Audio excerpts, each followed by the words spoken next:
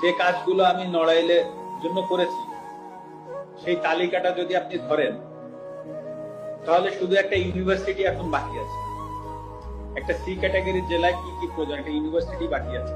আমার বাবাকেও বলে দিয়েছি যে এটার কোনো বিচার বর্তমান সরকার বা যারাই আসুক বা যারাই থাকুক বা আসুক, হ্যাঁ, তাদের কাছে আমি এটা নিয়ে কোনো বিচার চাইব।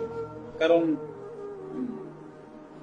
এটা আমার কাছে মনে হয়েছে যে আসলে এই বাড়িটা তো আসলে যশোর থেকে এসে বা খুলনা থেকে এসে বা ঢাকা থেকে যে কেউ ভাঙে।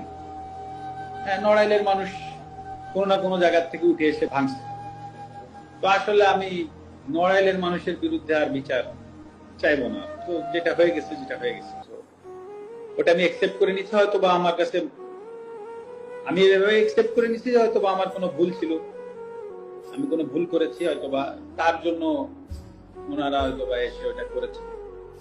তো আমার মনে যদি বিন্দুমাত্র কষ্ট এখন আর নাই, আমি মানে কষ্ট নাই এই কথাটা ভুল, মানে কারো প্রতি রাগ ক্ষোভ এগুলো কিছুই নাই। তো আমিও আশা করব নড়াইলবাসীর প্রতি যে